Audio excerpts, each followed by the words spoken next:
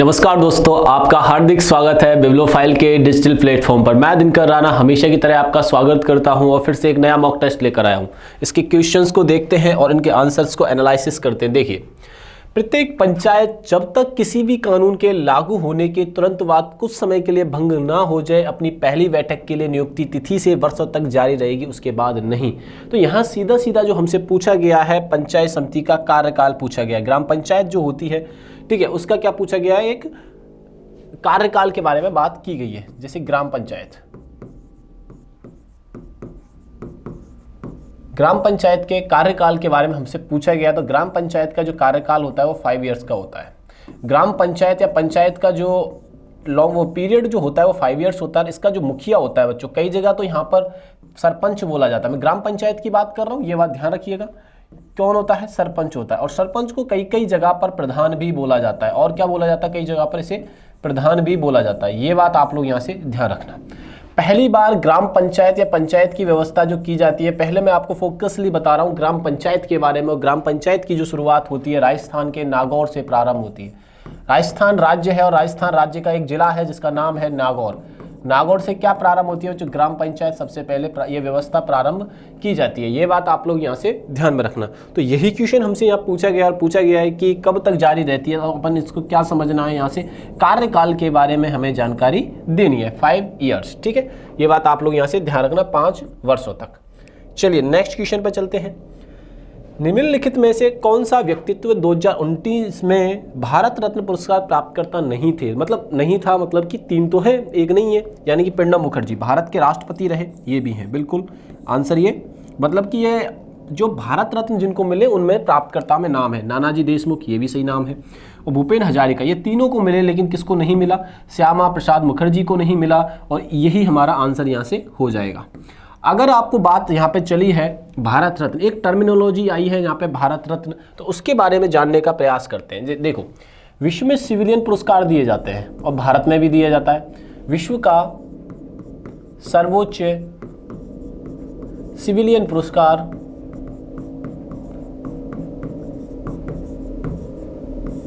Nobel पुरस्कार है। कौन सा पुरस्कार है बच्चों? नोबेल पुरस्कार। अब इसके ही अगेंस्ट एक क्वेश्चन आ जाता है, भारत का आपसे पूछ लिया जाता है कि भारत का सबसे सर्वोच्च नोबेल पुरस्कार, भारत का सबसे सर्वोच्च सिविलियन पुरस्कार, ठीक है, तो क्या है? भारत रत्न। भारत रत्न। तो दोनों डिफरेंस है बच्चे, दोनों में हमें याद रखना है। एक तरफ तो नोबेल पुरस्कार है, एक तरफ कौन सा पुरस्कार है? नोबेल पुरस्कार है। एक तरफ कौन सा पुरस्कार है बच्चों? नोबेल पुरस्कार है। एक तरफ कौन सा है? भारत रत्न। नोबेल पुरस्कार की जो शुरुआत होती है वो होती है 1901 में। किसके नाम से होती है? तो अल्फ्रेड नोबेल के नाम पे प्रारंभ होती है बच्चों। Alfred Nobel. अल्फ्रेड नोबेल जिस देश के थे उस देश का नाम है स्वीडन। क्या नाम है बच्चों? स्वीडन। स्वीडन देश से आते हैं, ये बात ध्यान रखना, ठीक है। नॉर्वे, स्वीडन, ठीक है। आगे चलते हैं। नोबेल पुरस्कार किसके नाम पर दिया जाता है? अल्फ्रेड नोबेल के नाम पर। कब प्रारंभ हुआ था? 1901 में। इसके लिए सेक्टर निर्धारित किए गए, इसके क्या है? क्षेत्र निर्धारित किए गए। कौन कौन से? एक है बच्चों भौतिकी, जिसको हम फिजिक्स बोलते हैं। भौतिकी, इसको क्या बोलते हैं? फिजिक्स बोलते हैं। केमिस्ट्री, जिसको हम क्या बोलते हैं बच्चों? रसायन बोलते हैं। एक साहित्य है जिसको लिटरेचर बोलते हैं, ठीक है। इसके अलावा क्या है बच्चों? अर्थशास्त्र, जिसको इकोनॉमिक्स बोलते हैं, अर्थशास्त्र। एक पीस यानी कि शांति। एक मेडिसिन यानी कि बच्चों बायोलॉजी यानी कि चिकित्सा।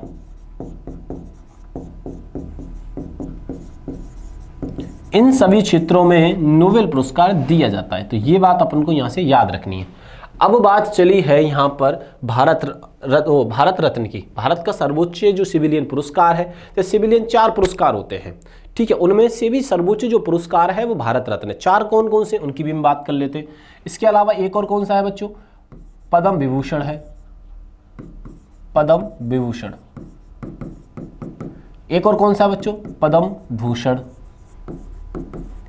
एक और कौन सा बच्चों? पद्म श्री। ये 4 सिविलियन पुरस्कार हैं, लेकिन इन सब में सर्वोच्च जो पुरस्कार है वो भारत रत्न है।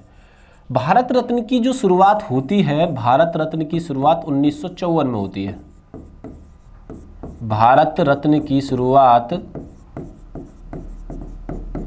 कब होती है बच्चों? 1954 में होती है। ये बात आप लोग यहाँ से ध्यान रखिएगा।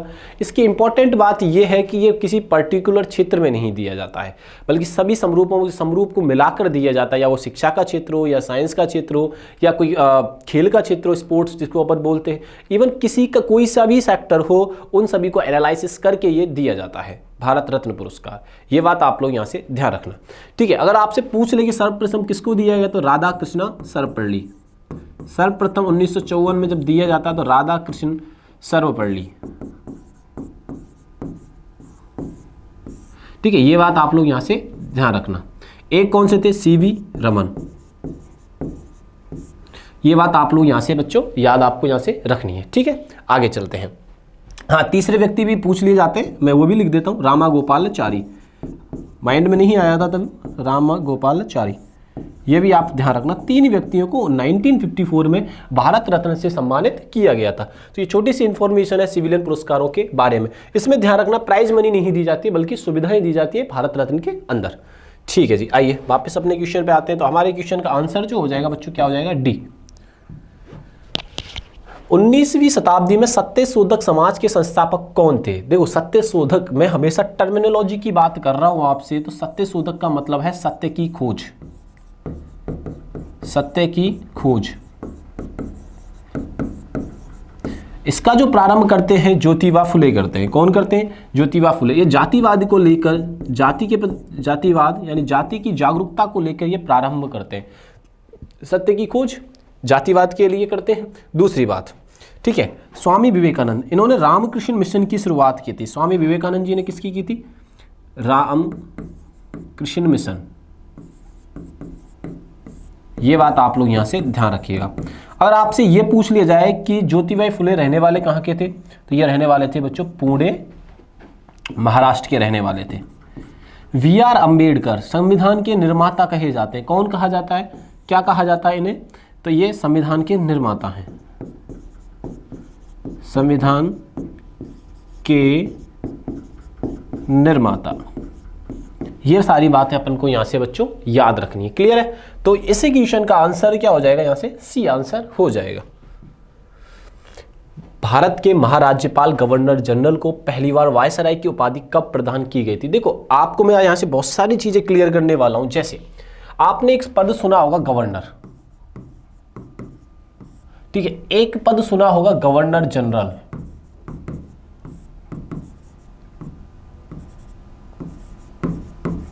एक आपने सुना होगा वायसराय।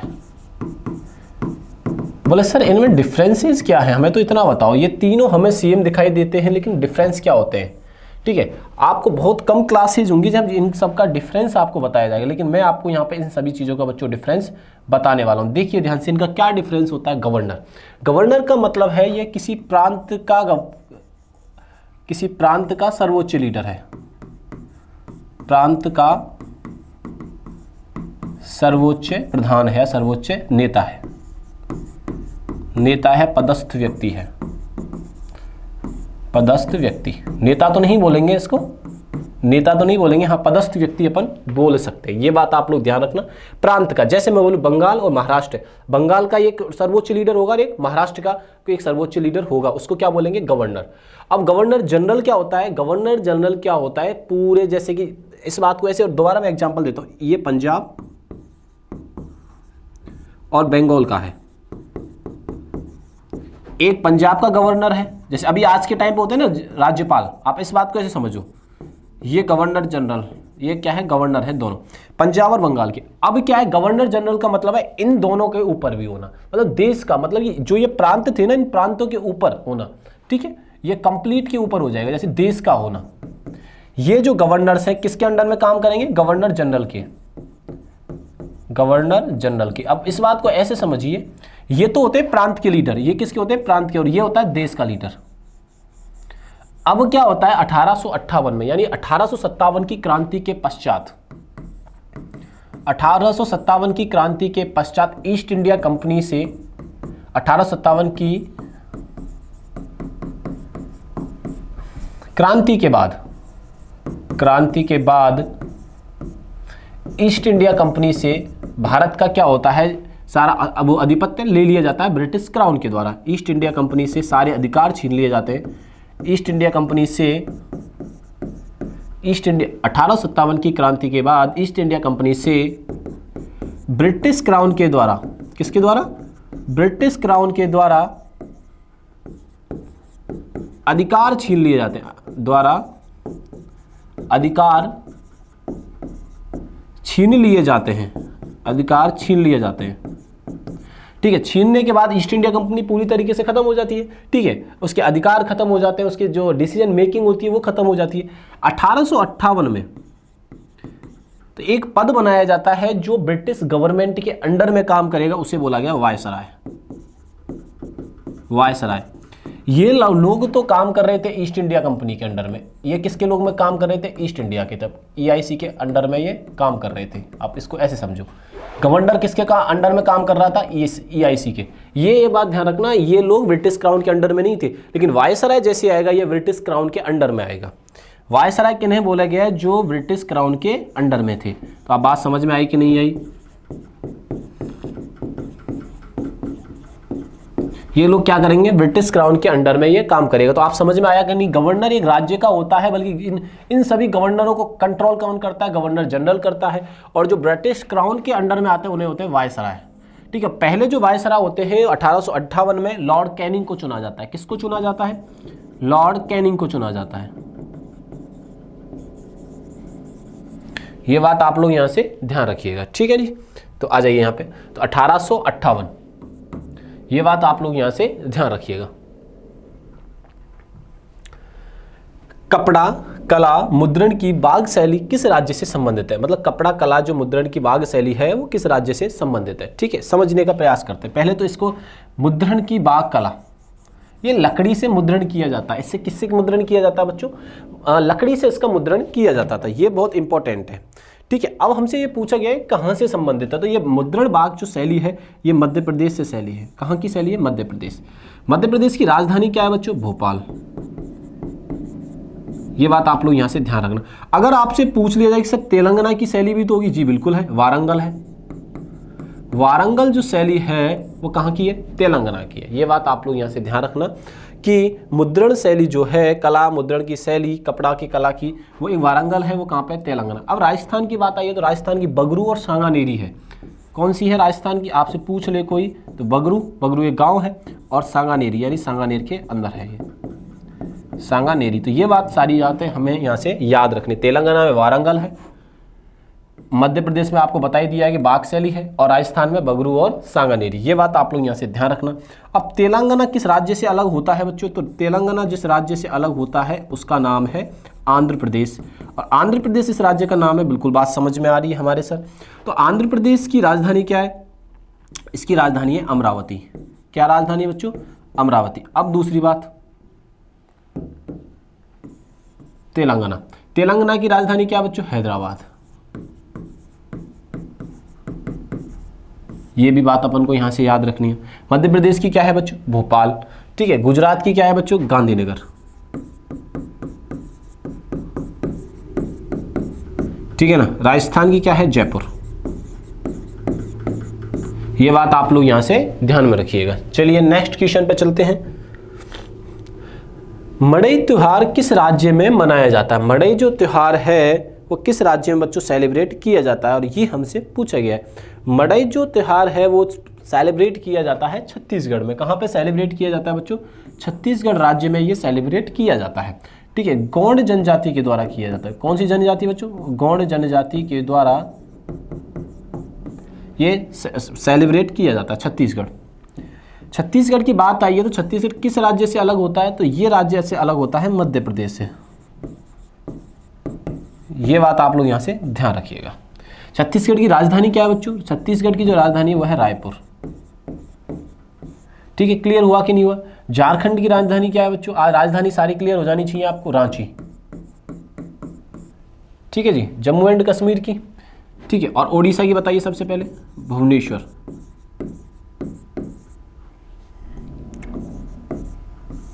ठीक है, इसे टेम्पल सिटी कहा जाता है।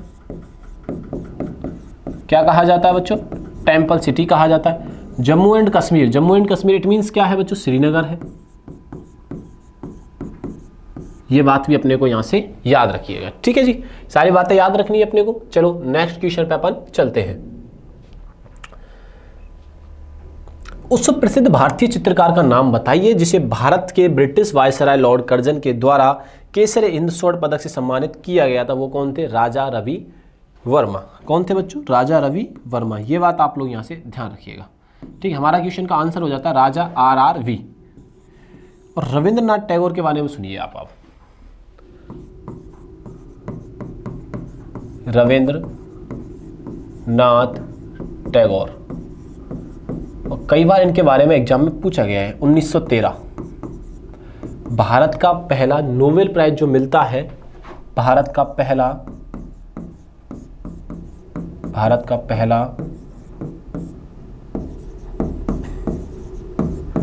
नोबेल प्राइज, ठीक है, किस में मिलता है बच्चों? इनको लिटरेचर में मिलता है, यानी कि साहित्य में मिलता है। लिटरेचर यानी कि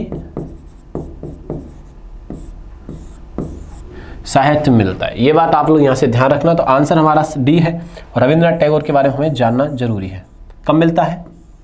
1913 में। अस्केरियन प्रभाव शब्द विज्ञान के किस कार्यात्मक क्षेत्र से संबंधित है? तो ये भौतिक विज्ञान यानी फिजिक्स से संबंधित है बच्चों। किससे संबंधित है? ये भौतिक विज्ञान यानी कि ये फिजिक्स से संबंधित है। चलिए नेक्स्ट क्वेश्चन पे चलते हैं। रेटिना का कार्य क्या है? जो आंख के अंदर रेटिना होता है उसका कार्य क्या होता है? चलो देखते हैं। स्पष्ट छवि के निर्माण के लिए लेंस के केंद्र बिंदु को व्यवस्थित करना है जी नहीं। अत्यधिक प्रकाश से लेंस को क्षतिग्रस्त होने से बचाने के लिए पलकों द्वारा आंखें बंद करना। एक नियंत्रित रीति से आंसुओं का स्राव करके आंखों को स्निग्धता प्रदान करना। प्रकाशग्राही फोटो रिसेप्टर कोशिकाओं द्वारा एकत्र की गई जानकारी को संसाधित करना और यह तय करने के लिए मस्तिष्क को भेजना कि छवि क्या है। तो एकदम एग्जैक्ट जो काम है वो डी है बच्चों। ये बात आप लोग यहाँ से ध्यान रखना। ये करता है क्या है? प्रकाशग्राही कोशिकाओं द्वारा एकत्र की गई जानकारी को संसाधित कर और तय करने के लिए मस्तिष्क को भेजता है कि उसकी छवि क्या है। ये बात आप लोग यहाँ से ध्यान में रखना। यदि कांच की एक बोतल को पानी से पूरा भर दिया जाता है और ढक्कन के साथ सील करके फ्रीजर में रख दिया जाए तो क्या होगा? और ये क्वेश्चन कोई गलत कर गया तो भैया साइंस पढ़ना कर दो तुम बंद साइंस की क्लास में, क्योंकि ये बहुत एक कॉमन क्वेश्चन है, बहुत अच्छा क्वेश्चन है, ठीक है। अपन घरों में भी ये बहुत सारा प्रयोग कर ही लेते हैं। कभी हम बोतल को रख देते हैं बंद करके, बाद में पता लग के बोतल ही फूट गई, ठीक है। तो आंसर ऐसा ही कुछ है इसका। देखो कुछ नहीं होगा भाई, होगा तो सही, ये बात तो कन्फर्म है, कुछ तो होगा। ये तो पैसे गलत आंसर हो गया। पानी के बर्फ में जमने के बाद कांच की बोतल भार बढ़ जाएगा। अरे देखो भाई, देखो आगे देखते हैं। पानी जमने के बाद बोतल पर वायुमंडलीय दबाव के कारण कांच की बोतल विकृत हो जाएगी। अंततः बर्फ कांच की बोतल को फोड़ देगी। ये ज्यादा करेक्ट सही है। आपने देखा होगा, घरों में भी अपन देखते हैं, कोई बड़ी बात नहीं है इसको। राष्ट्रपति लिखित रूप से किसको संबोधित करते हुए अपने पद से त्यागपत्र दे सकता है? यानी कि राष्ट्रपति रिजाइन देना चाहता है, जैसे द्रौपदी मुर्मू है, ठीक है, या वेंकैया नायडू, ठीक है। अब ये अपना त्यागपत्र देना चाहते हैं तो वो किसको देंगे? ठीक है, तो ये बहुत इंपॉर्टेंट बात है। चलो आओ प्रधानमंत्रियों के बारे में और राष्ट्रपतियों के बारे में बात करते हैं हम लोग। नहीं, वेंकैया नायडू तो भाई उपराष्ट्रपति रहे ना, वेंकैया नायडू क्यों? रामनाथ कोविंद की बात करेंगे हम यहाँ, कि द्रौपदी मुर्मू से पहले रामनाथ कोविंद ही तो थे, वेंकैया नायडू तो उपराष्ट्रपति थे। रामनाथ कोविंद सर्वप्रथम कौन थे? राजेंद्र प्रसाद। अभी कौन है? द्रौपदी मुर्मू।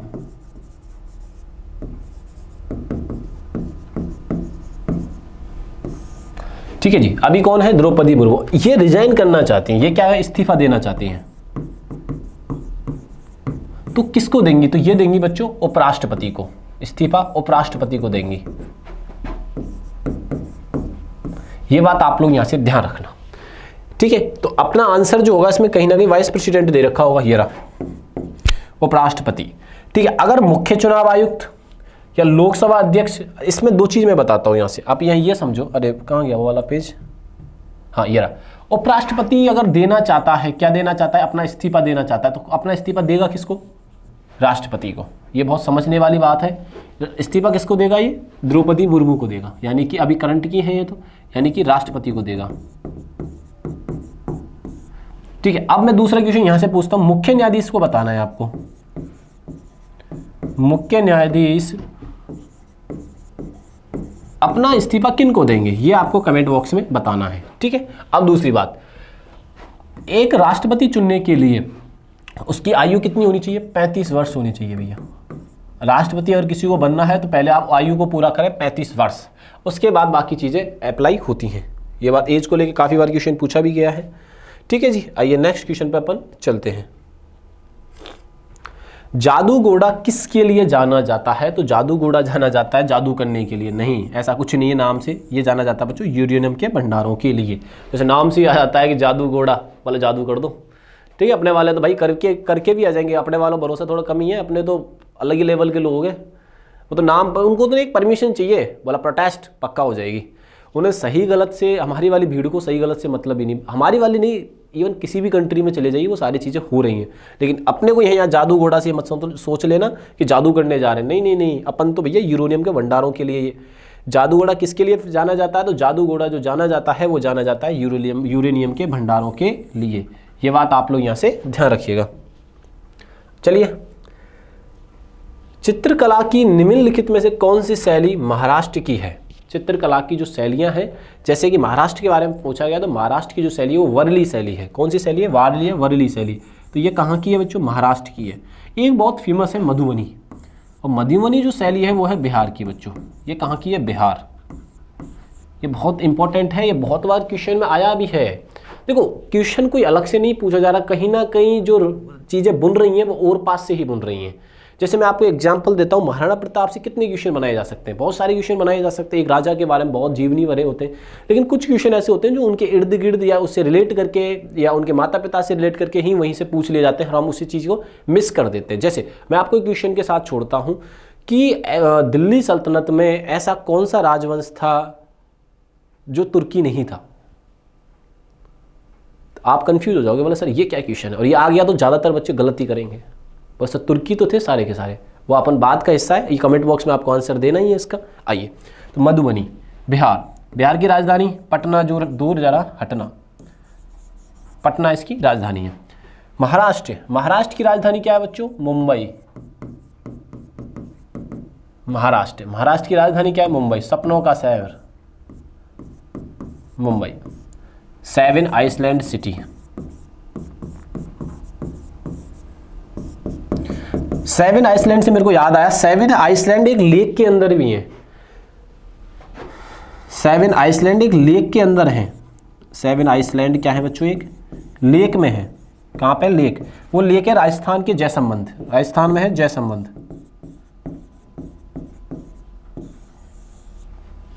ये बात आप लोग यहाँ से ध्यान में रखिए, बहुत शानदार चीज़ बताई है मैंने आपको।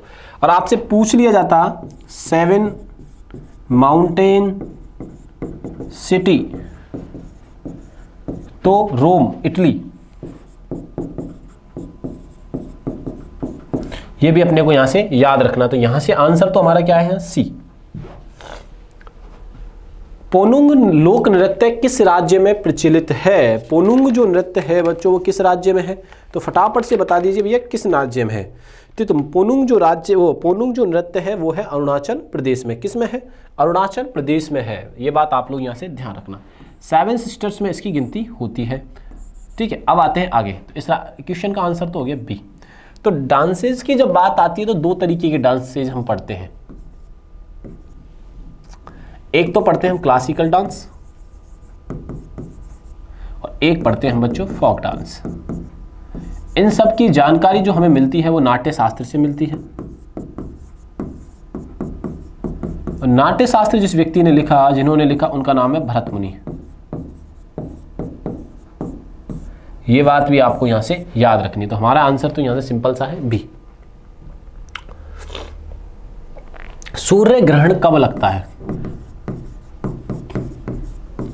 एक बात बताओ, ग्रहण का मतलब क्या है, इतना समझ जाओ, बाकी आप आंसर खुद कर लोगे। ग्रहण का मतलब आप समझ जाइए, बाकी आंसर आप खुद करने लग जाएंगे बच्चों। जैसे मैं इसको ऑप्शन पढ़ते हैं फिर बाद में देंगे आंसर इसका। देखिए कैसे, सूर्य चंद्रमा और पृथ्वी के बीच आ जाता है। चलो ठीक है, जैसे मैं इस बात को ऐसे समझता हूं, एक तरफ अर्थ है, ये रहा अर्थ, एक तरफ है बच्चों मून, और बीच में आ गया सूर्य। तो सूर्य ग्रहण, मैं यहां पर खड़ा हुआ हूं, मेरे को सूर्य आराम से दिख रहा है, कोई दिक्कत ही नहीं है। तो सूर्य ग्रहण कैसे, जैसे आपने नहीं देखा क्या, कोई रास्ता काट जाता बोला ग्रहण लगा दिया, या कोई अनहोनी हो जाती है तो ग्रहण लगा दिया। चलो इस बात को समझते हैं, मैं नाम भी दे देता हूं कि कंफ्यूज हो जाओगे आप। मैं इसी का डायग्राम बनाऊंगा सबके, ये तो रहा अर्थ, ये रहा सन और ये रहा मून, आप समझ जाइएगा। आगे चलते हैं, ये ऑप्शन पढ़ा मैंने। अब है चंद्रमा पृथ्वी और सूर्य के बीच आ जाता है, ये अर्थ था, ये सन हो गया और बीच में आ गया अपने मून। ठीक है जी, कलर कौन सा था अपने, ये वाला था। ये रहा अर्थ, ये रहा सन और ये रहा मून। अब देखो यहां से, अगर ये आपने समझ गए ना तो लफड़ा ही नहीं है किसी चीज का। देखो मैं यहां खड़ा हूं, अभी मेरी क्लास चल रही है यहां, और मैंने सीधे सूर्य को देख पा रहा हूं कि नहीं देख पा रहा? सर देख पा रहा हूं। अभी मैं यहां खड़ा हूं और मैंने जब नजर से देखा तो मैं सूर्य को देख पाया क्या? नहीं देख पाया बच्चों। सीधी सी बात है, जब सूर्य दिखाई नहीं दे जब इसे सूर्य ग्रहण है। बोल रात को, फिर रात को भी तो सूर्य नहीं दिखाई देता। अरे मेरे भाई बात रुक, ठहरो थोड़ा सा, रात की बात अलग है, ठीक है। कैसे है कि रात दूसरी साइड में चला जाता है। सूर्य ग्रहण का मतलब सूर्य निकला हुआ है पर सर बादल भी छा जाएंगे, तो ये सारे चीज़ें नहीं लगाने की आवश्यकता है। सीधी सिंपल भाषा में आप समझिए इस चीज़ को। कैसे कि जब मून बीच में आएगा तो क्या होगा, इसकी छाया बनने लग जाएगी बच्चों। ठीक है, इसकी छाया, मून की छाया किस पे बनेगी? पृथ्वी पर। तो अब जब समझ जाइए इसके जो किरण आएंगी, जैसे ऐसे एक किरण आ रही है, ये किरण रुकेंगी कि नहीं रुकेंगी आप बताइए। तो इस वाले हिस्से पे क्या आ जाएगी? छाया आ जाएगी। फिर ये क्या होगी? छाया आ जाएगी। तो इसलिए क्या बोलेंगे हम इसको? सूर्य ग्रहण बोलेंगे। बात समझ में आई कि नहीं है इतनी सी? तो यहाँ पे देखो क्या बोल रहा है, चंद्रमा पृथ्वी और सूर्य के बीच आ जाता है। एक क्षुद्र ग्रह, ये तो वैसे ही हटा दो, इसमें कोई ज़्यादा नहीं है। चंद्रमा सूर्य से बहुत दूर चला जाता है, ये छोड़िए, कोई मतलब की लाइन नहीं है। तो हमारा जो ये आंसर है और ये जो डायग्राम है वो समझ जाओ बस आप। इसको समझने के लिए क्या है, सूर्य जब दिखाई नहीं देगा, सूर्य कब दिखाई नहीं देगा? जब कोई ना कोई बड़ा ग्रह बीच में आएगा। बड़े ग्रह से मतलब है चंद्रमा जब बीच में आएगा। अब इसमें बहुत सारे आप एजम्पशन लगाने लग जाएंगे तो चीज़ कॉम्प्लिकेटेड हो जाएगी। ठीक है, आइए नेक्स्ट क्वेश्चन पे अपन चलते हैं। मानव शरीर में दोनों ओर स्थित अंग को पहचाने। पहली बात तो ये पता लगाओ कि दो अंग कौन कौन से। बोला हाथ, बोला सर रुको रहा। मानव शरीर में दोनों ओर स्थित अंग, लीवर एक होता है, ब्लैडर, स्प्लीन, ये सब एक होते हैं। किडनी दो होती हैं जो लेफ्ट राइट स्थित होती है बच्चों। ये बात आप लोग यहाँ से ध्यान रखना। ठीक है, शरीर में किडनी का काम क्या होता है? हानिकारक पदार्थों को निकालता है, ब्लड को साफ करता है, हानिकारक पदार्थ को बॉडी से निकालता है मूत्र के माध्यम से। ठीक है, हानिकारक पदार्थों को बाहर निकालता है। ये बात आप लोग यहाँ से ध्यान रखना। यूएई के उन्नत सामग्री केंद्र द्वारा सामग्री अनुसंधान केंद्र के लिए प्रथम शेख सऊद अंतर्राष्ट्रीय पुरस्कार के लिए किस भारतीय वैज्ञानिक को चुना गया? तो वो चुना गया CN राव को। किसको चुना गया बच्चों? CN राव को हाल ही में चुना गया है। ये बात आप लोग यहाँ से ध्यान में रखिएगा। चलो, निम्नलिखित में से किस योजना में इनपुटों की खरीद, सामान्य सेवाओं का लाभ उठाने और उत्पादों के विपणन की दृष्टि से बड़े पैमाने पर उत्पादन का लाभ उठाने के लिए एक उत्पाद दृष्टिकोण अपनाया जाता है? तो किसके द्वारा अपनाया जाता है? तो आपको यहाँ पे योजना से रिलेटेड चीजें जानकारी देनी है। प्रधानमंत्री सूक्ष्म खाद्य प्रसंस्करण उद्योग उन्नयन द्वारा। ये बात आप लोग बस इतनी सी यहाँ से याद रखनी है। 2010 में इसके उत्कृष्ट मूल्य और वैधता को देखते हुए यूनेस्को ने एक सदियों पुराने अनुष्ठान नाटक मुदियो 2 को मानवता की अमूर्त सांस्कृतिक विरासत के रूप में मान्यता दी। तो वो किस राज्य में दी? तो वो दी बच्चों केरल में। किस में दी बच्चों? केरल में। ये बात आप लोग यहाँ से ध्यान रखना। Answer is Kerala. ठीक है, बाकी भी साउथ इंडिया के स्टेट से, लेकिन हमारा जो आंसर हो जाएगा वो क्या हो जाएगा? केरल हो जाएगा। निम्नलिखित में से किस भारतीय राज्य में दक्षिण पश्चिम मानसून सबसे पहले वर्षा होती है? तो वो भी केरल में ही होती है। जैसे इस बात को अपन कैसे समझते? केरल है ना ऑप्शन में, देखो ये रहा। इस बात को आप ऐसे समझिए,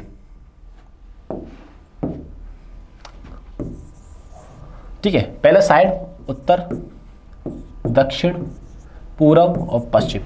दक्षिण पश्चिम की जब बात करता है तो मानसून सबसे पहले ऐसे आते हैं उत्तरी गोलार्ध में। ठीक है, तो ऐसे मुड़ जाते हैं। तो किस राज्य में प्रवेश करे? वो केरल के अंदर ये प्रवेश करे। ये हमसे पूछा जा रहा है। भारत के मानसून के बारे में एक व्यक्ति ने बताया था जिसका नाम है अल मसूदी। अल मसूदी, ठीक है, ये मौसम के बारे में बता के गया। मानसून, किसके बारे में बताया बच्चों इसने? मानसून के बारे में, भारतीय मानसून के बारे में अल मसूदी ने बताया। और केरल में सर्वप्रथम आते हैं, ये अपन को आंसर देना है। ठीक है जी, आइए नेक्स्ट क्वेश्चन पे चलते हैं। हाल ही में दुनिया के सबसे ऊंचे 2050 फीट के हुइजियांग ग्रैंड कैनियन ब्रिज का उद्घाटन कहां हुआ है? तो ये हुआ है चाइना में। और चाइना की कैपिटल क्या है बच्चों? बीजिंग। ठीक है। जापान की कैपिटल क्या है बच्चों? टोक्यो। जापान की कैपिटल क्या है बच्चों? टोक्यो। रशिया की कैपिटल क्या है बच्चों? मॉस्को। मॉस्को या मास्को। ठीक है जी। और सिंगापुर की सिंगापुर सिटी। ये बात आप लोग यहां से ध्यान में रखिएगा। हाल ही में भारतीय नौसेना ने किसके साथ संयुक्त अभ्यास कुंभकर्ण 2025 प्रारंभ किया है? किसके साथ किया है बच्चों? ये ब्रिटेन के साथ प्रारंभ किया है। ये बात आप लोग यहां से ध्यान रखना। किसके साथ प्रारंभ किया है बच्चों? ये ब्रिटेन के साथ प्रारंभ किया, यानी यूनाइटेड किंगडम। हाल ही में नमो सेमीकंडक्टर प्रयोगशाला कहां स्थापित करने की मंजूरी दी है? तो ये मंजूरी दी है आईआईटी भुवनेश्वर। कहां मंजूरी दी है बच्चों? आईआईटी भुवनेश्वर में ये मंजूरी दी है। साने तकाईची किस देश की पहली महिला प्रधानमंत्री बनी है? तो ये पहले जो महिला प्रधानमंत्री बनी है, जापान की बनी है, साने तकाईची। हाल ही में पहली स्वदेशी लंबी दूरी की क्रूज मिसाइल फ्लेमिंगो का परीक्षण किसने किया है? तो ये परीक्षण किया है यूक्रेन ने। किसने किया है बच्चों? हाल ही में किसने परीक्षण किया है? यूक्रेन ने ये परीक्षण किया है। ऐसे करके बच्चे हमने 25 क्वेश्चंस का एनालिसिस किया, जो अभी हाल ही में जो पेपर लगा है उसको एनालिसिस किया। आप लोग भी इस एनालिसिस को देखा करो कंप्लीट तरीके से, और चीज़ों को नई नई चीज़ें सीखने का प्रयास किया करो। आप अपना ध्यान रखिए, मौसम चेंज हो रहा है। तब तक के लिए थैंक यू, धन्यवाद। और चैनल को सब्सक्राइब करना नहीं भूलना है।